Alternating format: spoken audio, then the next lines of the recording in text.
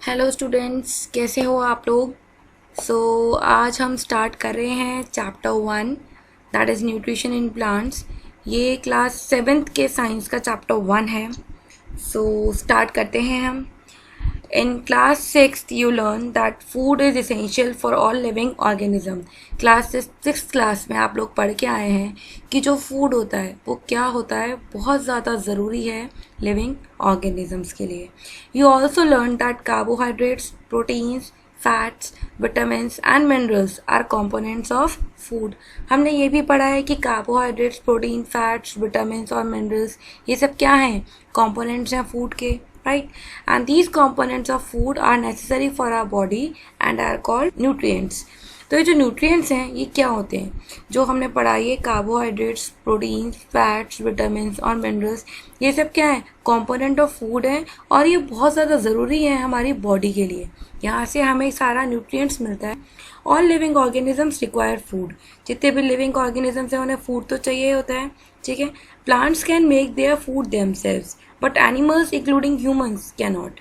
अब जो प्लांट्स हैं वो तो क्लोरोफिल उनमें होता है, इसलिए वो अपना फूड खुद बना सकते हैं, बट एनिमल्स जिसमें हम ह्यूमंस भी आते हैं, हम अपना खाना खुद नहीं बना सकते।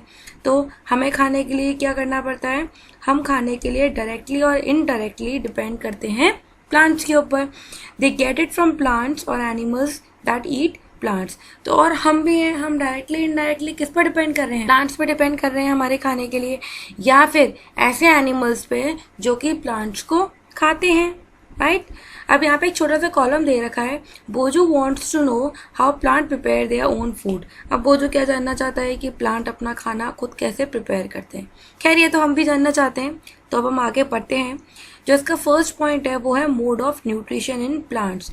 सो मोड ऑफ न्यूट्रिशन में सबसे पहली चीज़ है, plants are the only organisms that can prepare food for themselves by using water, carbon dioxide and minerals.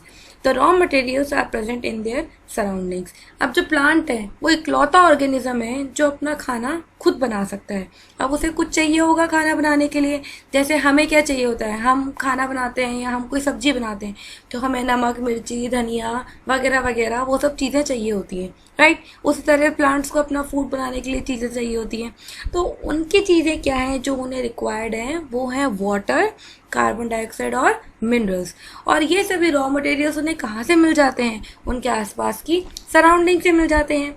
The nutrients enable living organism to build their bodies, to grow, to repair damage parts of their bodies and provide the energy to carry out life processes.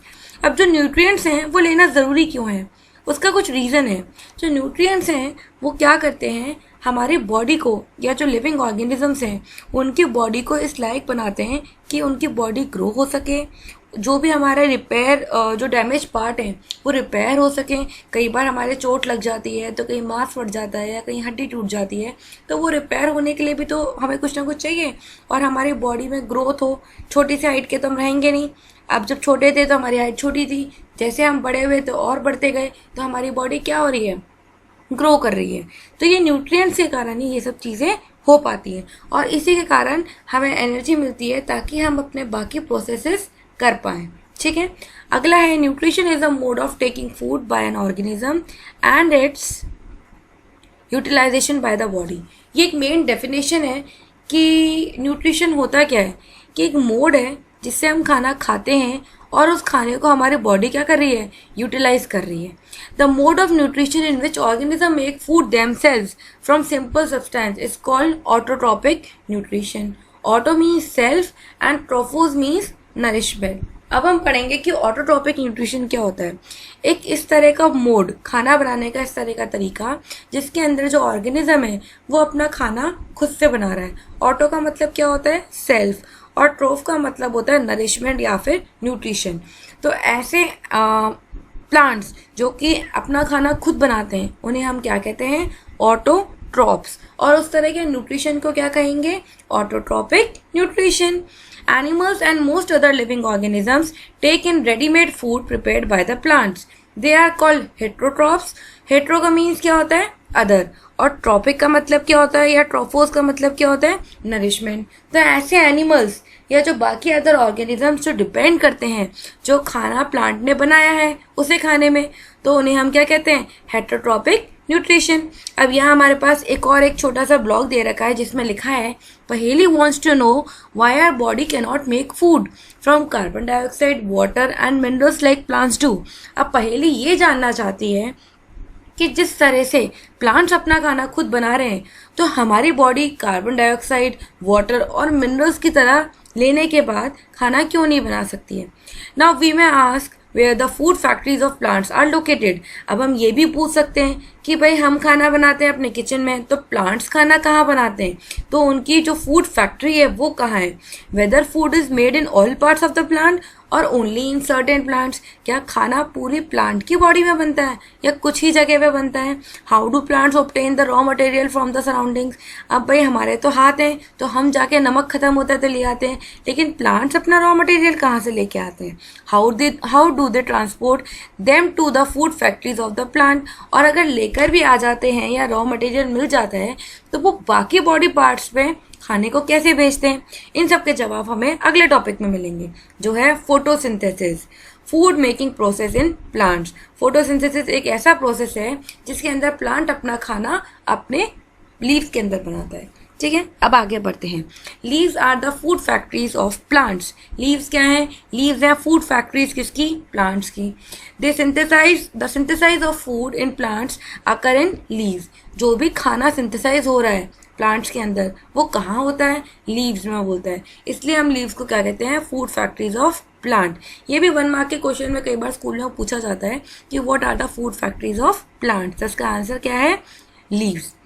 Therefore all the raw material must reach there। अब इसलिए जो भी raw material है वो कहाँ पहुँचना चाहिए, leaves तक पहुँचना चाहिए। Water and minerals present in the soil are absorbed by the roots and transported to the leaves। अब जो वाटर है या जो बाकी रॉ मटेरियल है वो क्या होता है, कहाँ प्रेजेंट होता है, सॉइल में प्रेजेंट होता है। ठीक है, और नीचे क्या होती हैं, रूट्स होती हैं। तो रूट्स क्या करती हैं, उस वाटर को एब्जॉर्ब करती हैं और ट्रांसपोर्ट करती हैं कहाँ तक, लीव्स तक। Carbon dioxide from air is taken in through the tiny pores present on the surface of leaves। अब जो लीव्स का सरफेस होता है वहाँ पर छोटे छोटे से छेद होते हैं जिसके थ्रू क्या होता है, कार्बन डाइऑक्साइड एयर से लीव्स तक पहुँचती है। इन पोर्स को हम क्या कहते हैं, स्टोमेटा। और ये जो पोर्स हैं ये क्या होते हैं, ये सराउंडेड होते हैं बाय गार्ड सेल्स जिनको हम कहते हैं स्टोमेटा। अब ये जो पोर्स हैं इन पोर्स की भी तो रक्षा करनी है, तो रक्षा करने को क्या कहते हैं, जो हमारी रक्षा करते हैं उन्हें हम कहते हैं गार्ड। और क्योंकि ये सेल्स की रक्षा कर रहे हैं तो इसलिए हम इन्हें क्या कहते हैं, गार्ड सेल्स कहते हैं। इस तरह के पोर्स को हम कहते हैं स्टोमेटा। अब अगला यहाँ पे एक छोटा सा ब्लॉग है, वो जो wants to know how water and minerals absorb by roots reach the leaves. अब वो जो जानना चाहता है कि वाटर और मिनरल्स जो हैं वो रूट्स कैसे एब्जॉर्ब कर रही हैं और वो हमारे लीव्स तक कैसे पहुँच रहे हैं। उससे पहले हमारे पास यहाँ एक छोटा सा ब्लॉग है जो लिखा है सेल्स। पहले हम इसे देख लेते हैं। You have seen that buildings are made of bricks. Similarly, the bodies of living organisms are made of tiny units called cells। अब आपने देखा होगा जब भी कोई घर बनता है तो वो ईंटों से बनता है और वो ईंटें एक के पास एक किस तरह से रखी हुई होती हैं, देखिए आप लोगों ने।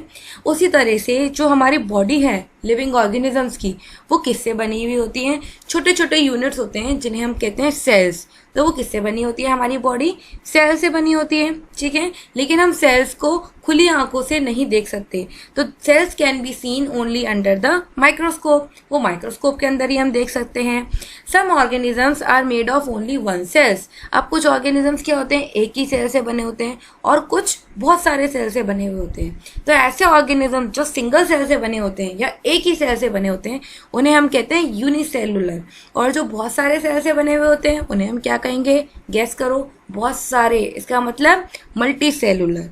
ठीक है भाई, अगला है the cell is enclosed by a thin outer boundary called the cell membrane. अब आप इस डायग्राम में भी देख सकते हो कि ये जो सेल है ये एक आउटर मेम्ब्रेन है, जो डार्क ब्लैक कलर की आउटर मेम्ब्रेन आपको दिख रही है, इसे हम क्या कहते हैं, सेल मेम्ब्रेन कहते हैं।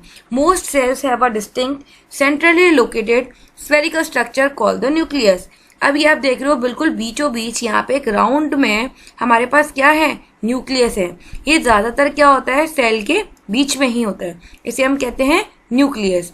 अच्छा, अभी हमने ये नहीं पढ़ा कि साइटोप्लाज्म का काम क्या होता है। जैसे हमारा घर ईंटों से बना हुआ है, उसके बाद घर के अंदर हमारी दीवारें हैं, तो दीवारें क्या काम करती हैं, या ईंट हमारा क्या काम करती है। ईंट हमें क्या करती है, जो घर की हमारी दीवारें हैं वो हमें हर तरह की सिचुएशन से बचाती है, चाहे आंधी आए, चाहे तूफान आए, चाहे कितनी ज़्यादा बरसात हो, हमें अंदर हम भीगते नहीं है ना जब तक हम अपने घर के अंदर होते हैं, तो वो हमें बचाती है। उसी तरह से सेल मेम्ब्रेन क्या करती है, प्रोटेक्शन देती है न्यूक्लियस को और सेल को। अब आगे पढ़ते हैं। The nucleus is surrounded by a jelly like substance called cytoplasm. अब जिस तरह से हमारी बॉडी के अंदर ब्लड है ना, अगर हम अपनी कोई चमड़ी निकल जाती है या कोई चीज़ मांस फट जाता है तो क्या होता है, हमारे अंदर से ब्लड निकलता है और मांस निकलता है। उसी तरह से जो न्यूक्लियस है उसके अंदर आसपास का जो एरिया है वो किससे सराउंडेड है, जेली लाइक स्ट्रक्चर से सराउंडेड है, जिसे हम कहते हैं साइटोप्लाज्म। चलो अब आगे बढ़ते हैं कि भाई जो हमारा मिनरल्स है और वाटर है वो हमारी रूट्स जो हैं प्लांट की वो कैसे एब्जॉर्ब करती हैं। Water and minerals are transported to the leaves by the vessels which run like pipes throughout the root. ठीक है, अब पूरी रूट जो है वहाँ से लेकर अगर हम लीव्स तक देखें तो क्या होता है, वेसल्स होती हैं। जैसे घरों में पाइपलाइंस पड़ी हुई होती है ना ताकि हमें पानी मिल जाए, उसी तरह से पाइपलाइंस क्या हैं, प्लांट के अंदर भी हैं, जिनको हम कहते हैं vessels. The stem, branches and the leaves. Stem, branches, leaves और रूट इन सब के अंदर होती है, वहाँ तक जाती हैं। They form a continuous path और passage for the nutrients to reach the leaf. अब जिस तरह से एक बड़े एरिया से हमारे घर तक एक पाइपलाइन आती है, उसी तरह से ये भी एक पाइपलाइन है जो थ्रू आउट प्लांट की बॉडी में जाती है। You will learn about transport of material in plants in chapter 11। अब आप इन सब के बारे में कि मटेरियल किस तरह से ट्रांसपोर्ट हो रहा है कहाँ पढ़ोगे, चैप्टर 11 में पढ़ोगे। अब यहाँ एक और छोटी सी पहेली की क्वेश्चनिंग है, क्या है पहेली, wants to know what is so special about the leaves that they can synthesize food but other parts of the plant cannot। अब भाई लीव्स में ऐसी क्या चीज़ है कि वो तो सिंथेसाइज कर सकते हैं, फूड को, खाने को बना सकते हैं, लेकिन दूसरे पार्ट्स नहीं बना सकते।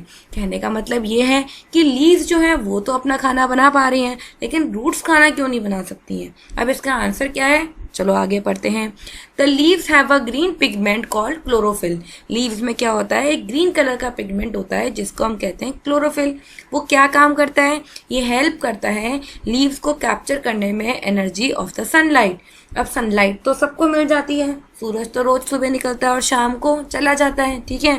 तो ये लीव्स क्या करती हैं, सनलाइट से एनर्जी को कैप्चर कर लेती हैं, पकड़ के रख लेती हैं। अब ये जो एनर्जी है ना, ये यूज़ आएगी प्रिपेयर करने में फूड को, और साथ में हमें क्या मिल रहा है, हम क्या करते हैं, ऑक्सीजन ले लेते हैं प्लांट से और कार्बन डाइऑक्साइड बाहर छोड़ते हैं। तो जो कार्बन डाइऑक्साइड है वो तो इसको मिल जाएगी प्लांट को, क्योंकि वो हमारे एनवायरनमेंट में है, और वाटर भी मिल जाएगा। वाटर अभी हमने पढ़ा कहाँ से मिलेगा, रूट से मिलेगा। तो क्या होता है, सनलाइट के प्रेजेंस में कार्बन डाइऑक्साइड और वाटर के प्रेजेंस में क्या होगा, फूड बनेगा। Since the synthesis of food occur in the presence of sunlight, it is called photosynthesis. Photo means light and synthesis means to combine. अब क्या है, ये जो सिंथेसिस का प्रोसेस हो रहा है ये सनलाइट के प्रेजेंस में हो रहा है, इसलिए इस प्रोसेस को हम क्या कहते हैं, फोटोसिंथेसिस। ठीक है, फोटो का मीन्स है लाइट और सिंथेसिस का मतलब होता है कंबाइन करना। सो हमने क्या देखा कि जो क्लोरोफिल है, सनलाइट है, कार्बन डाइऑक्साइड है एंड वाटर है, ये क्या है, नेसेसरी हैं to carry out the process of photosynthesis. Photosynthesis के प्रोसेस के लिए ये पांचों चीज़ें हैं, जैसे कि chlorophyll, sunlight, carbon dioxide, water, ये सब क्या है, नेसेसरी हैं। क्लोरोफिल कैसे देखा जा सकता है, अगर आप कोई भी ग्रीन कलर की लीव लो, ठीक है, और एक पेपर लो और उस पेपर पे उस लीव को रगड़ के देखो, आपको ग्रीन ग्रीन कलर का कुछ दिखेगा उस पेपर के ऊपर लगा हुआ। तो ये क्या है, ये है क्लोरोफिल। ठीक है, ये क्या है, ये एक यूनिक प्रोसेस है। ये जो प्रोसेस है ये हमारी अर्थ पे क्या है, एक बहुत ही यूनिक प्रोसेस है। जो सोलर एनर्जी है वो क्या होती है, captured by the leaves and store in the plant in the form of food. अब ये जो सोलर एनर्जी है जो कि लीव्स ने कैप्चर की है, ये कहाँ स्टोर हो जाएगी, प्लांट में स्टोर हो जाएगी in the form of food. इसलिए कहा जाता है that sun is the ultimate source of energy for all the living organism. ये क्वेश्चन भी बहुत एक इंपॉर्टेंट है, 1 मार्क्स में आ सकता है आपके एग्जाम में कि which is the ultimate source of energy for all the living organism. सारे लिविंग ऑर्गेनिजम्स के लिए एक अल्टीमेट सोर्स ऑफ एनर्जी कौन सा है? इसका आंसर क्या है? Sun is the ultimate source of energy for all the living organisms. Next question है, can you imagine life on earth in the absence of photosynthesis? क्या फोटोसिंथेसिस के absence में लाइफ अर्थ पे सोच सकते हो, उसके बारे में इमेजिन कर सकते हो? अब देखो इसका answer, in the absence of photosynthesis, अगर फोटोसिंथेसिस नहीं होगा तो कोई भी फूड नहीं बनेगा, क्योंकि फूड बेसिकली कौन बनाता है? प्लांट्स बनाते हैं, ठीक है। और जो सर्वाइवल है जितने भी लिविंग ऑर्गेनिजम्स का, वो डायरेक्टली और इनडायरेक्टली किस पे डिपेंड करता है? फूड पर डिपेंड करता है, जो कि प्लांट्स बनाते हैं, ठीक है।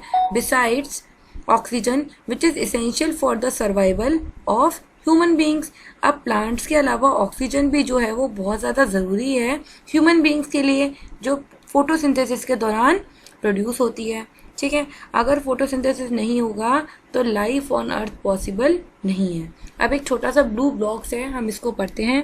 Besides leaves photosynthesis also take place in other green plants of the plant in green stems and green branches.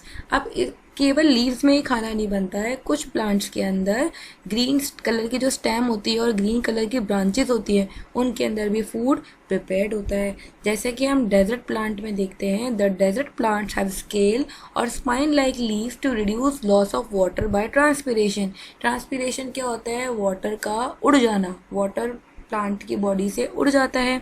तो लेकिन जब हम डेजर्ट में देखें, स्पेशली राजस्थान वाले एरिया में अगर हम देखें, तो वहाँ क्या होता है? वहाँ पे बहुत ज़्यादा डेजर्ट है, मीन्स रेगिस्तान है, तो वहाँ पे पानी की बहुत ज़्यादा कमी होती है। तो जब हम वहाँ के प्लांट्स को देखेंगे तो उन प्लांट्स के ऊपर क्या होता है? स्केल्स बने हुए होते हैं, थारियाँ बनी होती हैं, या फिर स्पाइंस होते हैं। स्पाइंस का मतलब कांटे होते हैं।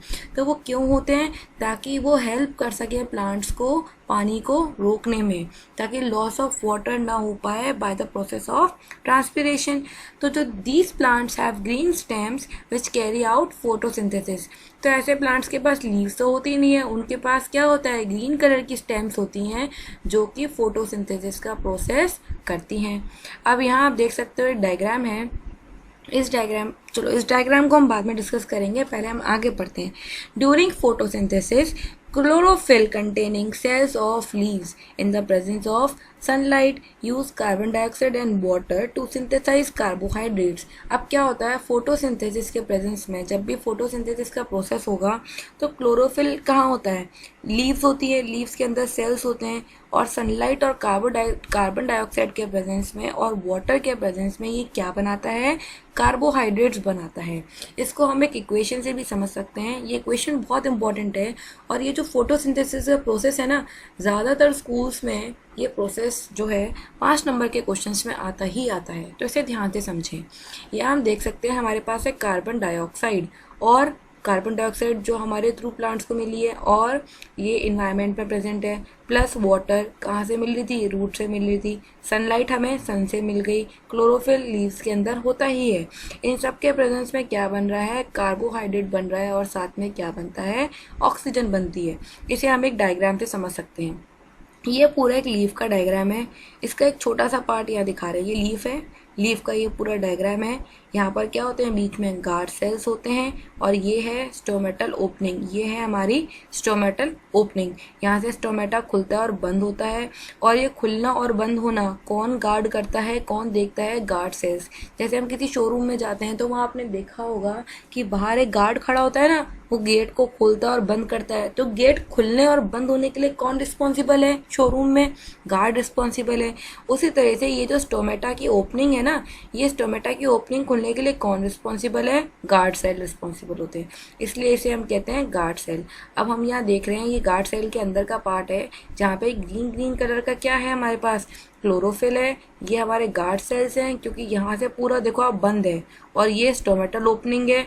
इसे खोलने के लिए गार्ड सेल्स ने थोड़े से खुले हैं गार्ड सेल, ताकि यहाँ पे जगह हो गई। और ये हमारा क्या है? ये है हमारा स्टोमेटा। अब इन चीज़ों को और फर्दर हम आगे पढ़ते हैं। यहाँ पे हमारे पास एक पूरा डायग्राम है। यहाँ पे सूरज से हमें क्या मिल रहा है, सनलाइट मिल रही है जो कि लाइट एनर्जी है। ये आपका प्लांट है, ये प्लांट की लीव्स हैं। लीव्स में अभी हमने पढ़ा क्या होता है, क्लोरोफिल होता है। सो क्लोरोफिल इन लीव्स। ये नीचे की तरफ क्या है, ये पानी दिख रहा है आपको। तो यहाँ पे क्या है, वाटर और मिनरल्स कहाँ से मिलता है, रूट से मिलता है, जो यहाँ से होते हुए ऊपर तक क्या लीव्स तक जाता है। जो हमें कार्बन डाइऑक्साइड जो हम छोड़ रहे हैं, जो हमारे इन्वायरमेंट में है, वो कार्बन डाइऑक्साइड कौन ले रहा है, प्लांट ले रहा है। और यहाँ से हमें क्या दे रहा है, वापस ऑक्सीजन दे रहा है। इसलिए कहते हैं ज़्यादा से ज़्यादा प्लांट्स उगाने चाहिए। जब हम ज़्यादा प्लांट्स उगाएंगे तो क्या होगा, कार्बन डाइऑक्साइड तो हम दे ही रहे हैं जब तक हम जिंदा हैं। प्लांट्स अगर जब तक जिंदा रहेंगे तो हमें ऑक्सीजन ईजिली मिलती रहेगी। इसलिए ऑक्सीजन एक बहुत इंपॉर्टेंट फैक्टर है जो फोटोसिंथेसिस के थ्रू हमें मिलता है। इसलिए प्लांट्स को कम उखाड़ना चाहिए। लोग अब देखते हैं ना, हम प्लांट्स काटते रहते हैं, नहीं काटने चाहिए।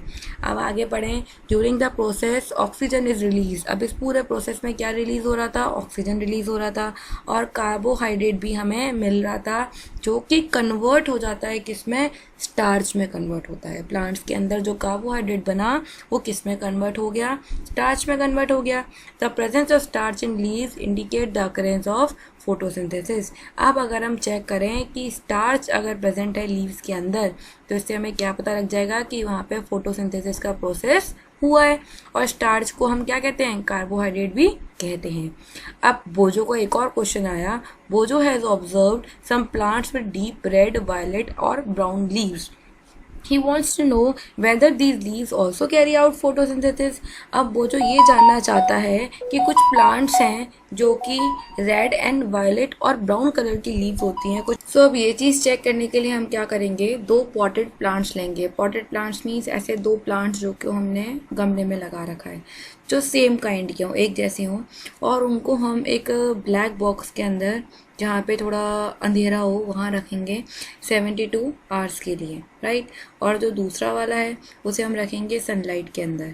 अब हम इन दोनों के ऊपर क्या करेंगे, आयोडीन टेस्ट करेंगे, ठीक है, दोनों की लीव्स के ऊपर, जैसे हमने क्लास 6 में किया था, और अपना रिजल्ट को रिकॉर्ड करेंगे। Now leave the pot which was earlier kept in the dark in the sunlight for 3-4 days and perform the iodine test again on its leave. अब जिस प्लांट को हमने अंधेरे में रखा था ना, उसको हम 3-4 दिन के लिए सनलाइट में रखेंगे और दोबारा से आयोडीन टेस्ट करेंगे। अब हम अपनी ऑब्जर्वेशंस देखेंगे और नोटबुक में लिखेंगे। हम क्या देखते हैं, जो लीव्स हैं जो कि दूसरे ग्रीन प्लांट की थी, उसमें भी क्या था, क्लोरोफिल था। The leaves other than green also have chlorophyll, ठीक है। जो पर्पल और रेड कलर की लीव्स थी उनमें भी क्लोरोफिल था, बट ज़्यादा अमाउंट में उसमें रेड, ब्राउन और अदर पिगमेंट्स होते हैं। उसके कारण वो ग्रीन कलर के पिगमेंट को क्या करते हैं, छुपा देते हैं। सो फोटोसिंथेसिस इन लीव्स में भी होता है, बस छुप जाता है ग्रीन कलर, क्योंकि उनमें रेड, ब्राउन या जो बाकी कलर है वो थोड़ा ज़्यादा अमाउंट में मिलता है। अब हम यहाँ देख सकते हैं इस फिगर 1.4 में ये लीव्स दिखा रहा है अलग अलग कलर की। हमने कई बार देखा है कि पतली पतली सी ग्रीन कलर के पैचेस जो होते हैं वो पड़े होते हैं पॉन्ड्स में, ठीक है, या जहाँ पे रुका हुआ वाटर होता है, एक स्टेगनेंट वाटर होता है, वहाँ पर हम देखते हैं, ठीक है। तो वो क्या होता है, डार्क ग्रीन या लाइट ग्रीन कलर की छोटे छोटे से नहीं होते हैं, कई बार हम देखते हैं, तो उसे हम क्या कहते हैं, एल्गी, ठीक है। You often see slimy green patches in ponds or in other stagnant water bodies. These are generally formed by the growth of organisms called algae. Can you guess why algae are green in color? अब algae green colour की क्यों होती है, क्योंकि उनमें क्या होता है, क्लोरोफिल होता है जो कि उन्हें ग्रीन कलर देता है। इसलिए algae क्या करती है, अपना खाना खुद प्रिपेयर कर सकती है। अब हमारे पास आता है synthesis of plant food other than carbohydrates. क्या प्लांट कार्बोहाइड्रेट्स के अलावा भी और कुछ फूड बनाते हैं? Yes, we have just learn that plant synthesis carbohydrates through the process of photosynthesis, ठीक है। The carbohydrates are made of, carbohydrates किस चीज़ से बना होता है, कार्बन, हाइड्रोजन एंड ऑक्सीजन। ये भी एक इंपॉर्टेंट क्वेश्चन है जो इन बिटवीन चैप्टर से आ सकता है कि कार्बोहाइड्रेट्स क्या क्या चीज़ से बना होता है। So carbohydrates are made up of carbon, hydrogen and oxygen. These are used to synthesize other components of food such as proteins and fats. ये जनरली किस यूज़ में आते हैं, दूसरे जो components हैं फूड के, जैसे कि प्रोटीन और फैट, उनके भी सिंथेसिस के यूज़ में आता है। बट प्रोटीन जो है वो क्या है, एक नाइट्रोजिनस सब्सटेंस है। प्रोटीन में क्या होता है, नाइट्रोजन प्रेजेंट होती है, इसलिए उसे हम क्या कहते हैं, नाइट्रोजिनस सब्सटेंस कहते हैं। तो प्लांट्स को नाइट्रोजन की अगर ज़रूरत है तो वो कहाँ से लेंगे, ठीक है।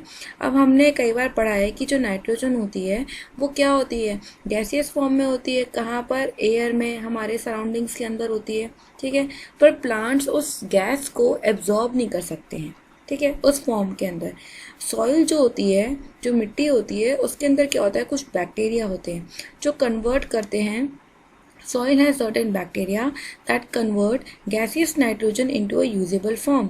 जो gaseous nitrogen होता है उसको usable form में convert करते हैं और release करते हैं soil के अंदर, ठीक है। These soluble forms are absorbed by the plants along with water.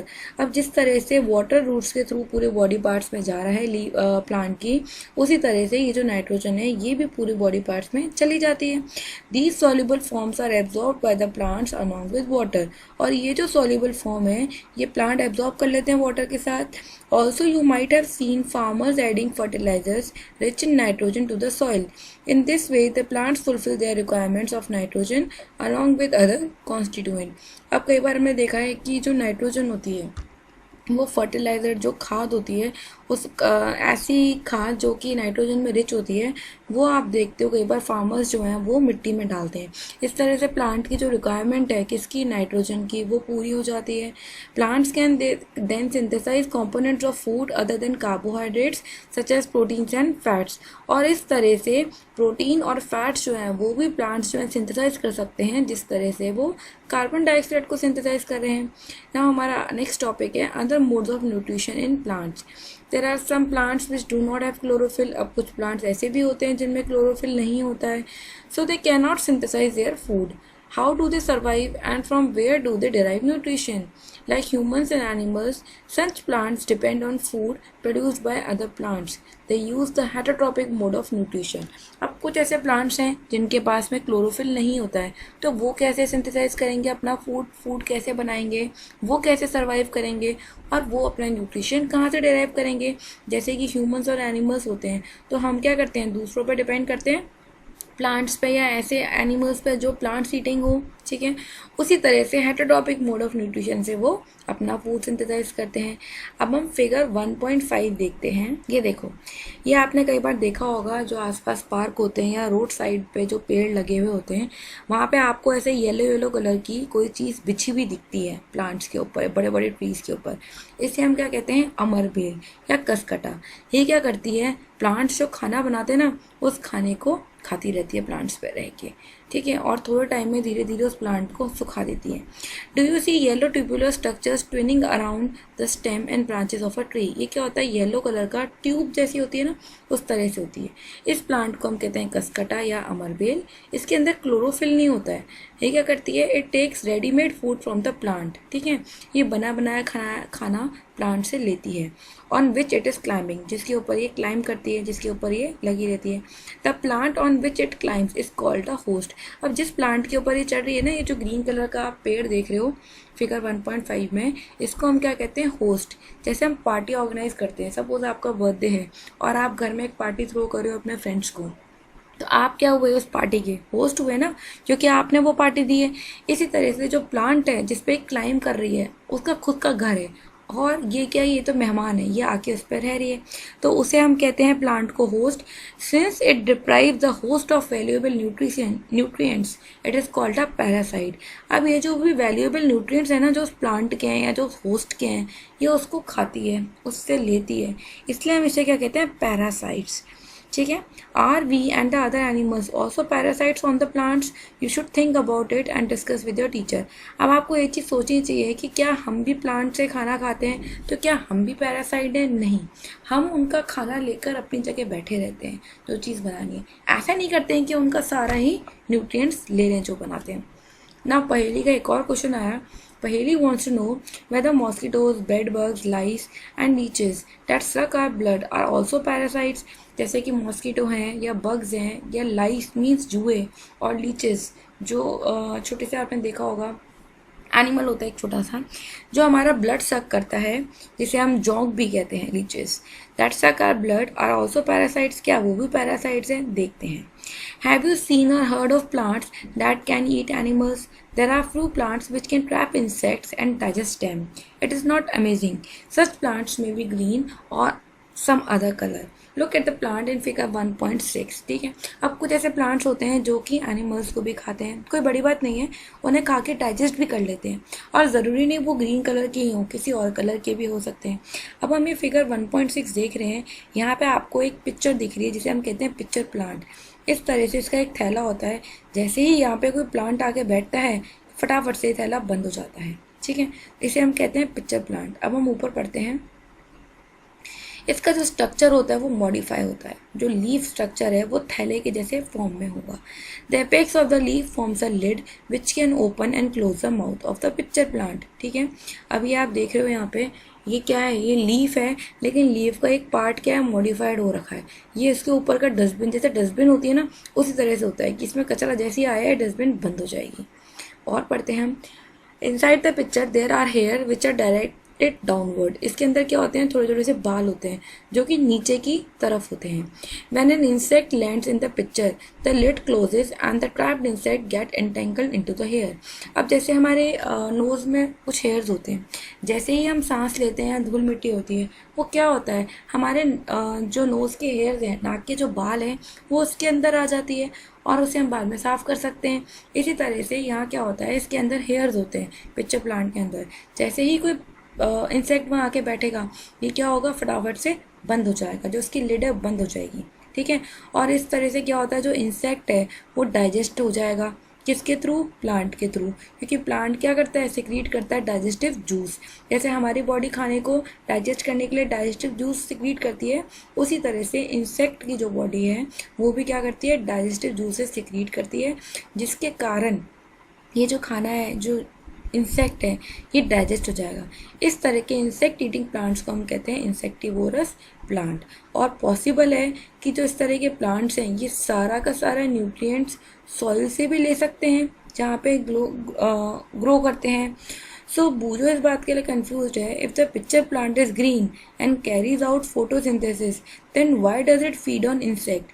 क्योंकि इसे किस चीज़ की कमी होती है, इसे चाहिए होता है नाइट्रोजन। सो नाइट्रोजन की कमी होती है, वो इसे कहाँ से मिलती है, उस इंसेक्ट से मिलती है। और ये जो पिक्चर प्लांट या बाकी इंसेक्टिवोरस प्लांट होते हैं, ये ज़्यादातर ऐसी सॉइल में होते हैं, ग्रो करते हैं जहाँ पे नाइट्रोजन की कमी होती है। इतना आप लोगों को समझ आया। अब हमारा अगला टॉपिक है सेप्रोट्रोप्स। हमने देखा होगा मशरूम में, वेजिटेबल मार्केट में अगर हम देखें तो वहाँ पे बहुत सारे मशरूम्स मिलते हैं। आपने ये भी देखा होगा कि अगर कोई एक लकड़ी है, उसे अगर हम बरसात में, गर्मी में, धूप में बाहर पड़ा रहने दें, बहुत टाइम तक नहीं ध्यान दें, तो उस पर वाइट वाइट कलर के कुछ पैचेस से उग जाते हैं। ठीक है, तो अब वो सब अपना न्यूट्रिएंट्स कहाँ से ले रहे हैं सर्वाइव होने के लिए और कहाँ से उन्हें मिल रहा है, अब हम इन सब के बारे में पढ़ेंगे। बोजो wants to know how these organisms acquire nutrients. They do not have mouth like animals do. They are non-green plants as they lack chlorophyll and cannot make food by photosynthesis. अब बोजो जानना चाहता है कि उनके ना तो मुंह है एनिमल्स की तरह, ना वो ग्रीन कलर के हैं कि क्लोरोफिल और वो अपना खाना बना सकें फोटोसिंथेसिस से, तो वो अपना खाना कैसे लेते हैं। इसके लिए हम एक एक्टिविटी करते हैं। हमने एक ब्रेड का पीस लिया, उसको हल्का सा गीला किया पानी से और उसे एक मॉइस्ट वार्म प्लेस पर रख दिया 2-3 दिन के लिए, ताकि उस पर पैचेस आ जाए। दीज पैचेस जो होते हैं वो वाइट कलर के हो सकते हैं, ग्रीन कलर के हो सकते हैं, ब्राउन कलर के हो सकते हैं और कई जगह कुछ अलग अलग कलर्स के भी मिल जाते हैं। अब उन पैचेस को हमने मैग्नीफाइंग ग्लास लिया और उससे ध्यान से देखा। जब हम देखेंगे तो वो हमें कुछ इस तरह से दिखेंगे, ये ग्रीन कलर के पैचेस होते हैं और इस तरह से जो फंजा है वो ग्रो हो जाती है। Write down your observations in your notebook. Most probably you will see cotton-like threads spread on the piece of bread. आपको जब आप देखोगे तो ऐसा लगेगा वाइट कलर के कॉटन सा, जैसा कॉटन का थ्रेड होता है उस तरह से कुछ पड़ा हुआ है। तो इन ऑर्गेनिजम्स को हम क्या कहते हैं, फंजाई। और इनका क्या होता है, एक डिफरेंट मोड ऑफ न्यूट्रिशन होता है। They secrete digestive juice on the dead and decaying matter and convert it into a solution. ये क्या करते हैं, डेड और डिकेइंग जो मैटर है उस पर क्या होता है, डाइजेस्टिव जूस को सिक्रीट करते हैं और अब वो सोल्यूशन फॉर्म में बन गया और ये क्या करेंगे, यहाँ से न्यूट्रिशन को एब्जॉर्ब करते रहेंगे। This mode of nutrition in which organisms take in nutrients in solution from dead and decaying matter is called saprotrophic nutrition. इस तरह के न्यूट्रिशन को हम क्या कहते हैं, सेप्रोट्रॉफिक न्यूट्रिशन कहते हैं। Plants which use saprotrophic mode of nutrition are called saprotrophs. और ऐसे प्लांट जो सेप्रोट्रॉफिक न्यूट्रिशन यूज करते हैं मोड ऑफ न्यूट्रिशन, उन्हें हम कहते हैं सेप्रोट्रॉप्स। अब हम फंजाई को भी देखें तो फंजाई कहाँ कहाँ होती है, अचार में आ जाती है। कई बार अचार बहुत टाइम तक रखा रहता है तो उस अचार में भी लग जाती है, लेदर के आइटम्स पे लग जाती है, आपके शूज़ आप देखोगे उस पर लग जाएगी, क्लोथ्स पे लग जाती है। और बहुत सारे आर्टिकल्स होते हैं जिन्हें हम हॉट और ह्यूमिड वेदर में बहुत टाइम तक के लिए छोड़ दें तो वहाँ ये सब आप देख सकते हो। पहेली अब जानना चाहती है कि उसके जो बहुत सुंदर शूज़ थे जो वो कभी कभार स्पेशल ओकेशंस पे ही पहनती थी और spoiled bye fungi during the rainy season, बरसात के सीजन में फंजाई हो गई और उसके शूज़ ख़राब कर दिए। नाउ अब वो देखना चाहती है, she wants to know how fungi appear suddenly during the rainy season, fungi जो है वो रेनी सीजन में सडनली कैसे आ गई। बोजो ने भी कहा था उसके ग्रैंडफादर जो हैं वो हमेशा वीट के जो फील्ड्स होते हैं, वो जो गेहूं की खेती होती है वो कई बार ख़राब हो जाती थी फंगस के कारण। तो वो देखना चाहते हैं कि फंजाई जो है क्या वो कोई डिजीज़ भी करती है। तो पहेली ने उसे बताया कि फंजाई जैसे कि यीस्ट और मशरूम्स हैं वो क्या है, बहुत ज़्यादा यूज़फुल हैं, पर कुछ फंजाई जो होते हैं वो क्या करते हैं, डिजीजेस कर देते हैं। कहाँ पे, प्लांट्स के अंदर, एनिमल्स में और ह्यूमंस में भी। कुछ फंजाई जो हैं वो यूज़ आते हैं मेडिसिन में भी। आगे बढ़ते हैं। During the rainy season they spoil many things, ask your parents about the menace of fungi in your house. अब आपके घर में जो जो फंजाई ने खराब किया है उसके बारे में आप अपने पेरेंट्स से पूछ सकते हो।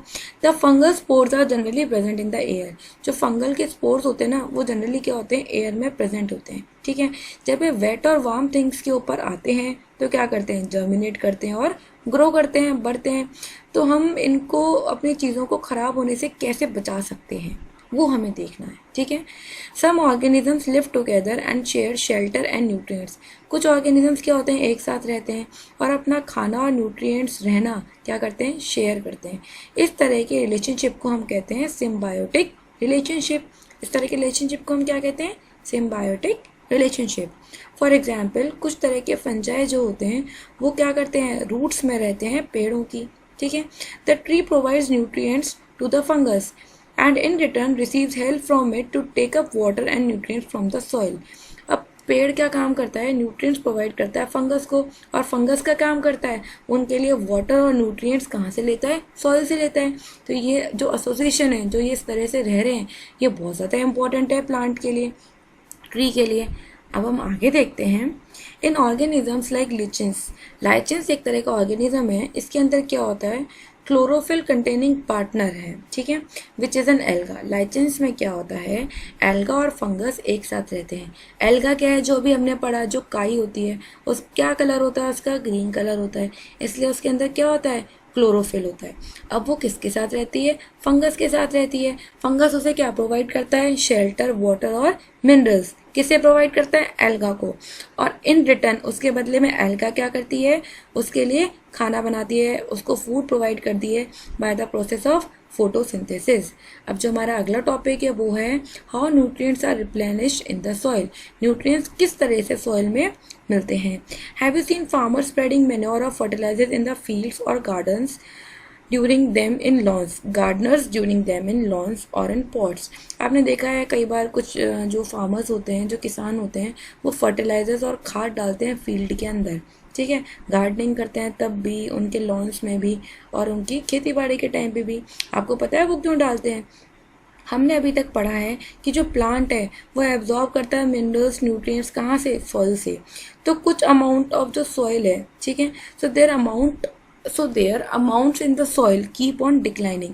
अब क्या होता है, जैसे हमने एक घड़े के अंदर पानी भरा और हम रोज़ 5 बार पानी पी रहे हैं एक दिन में, तो पानी तो ख़त्म हो जाएगा।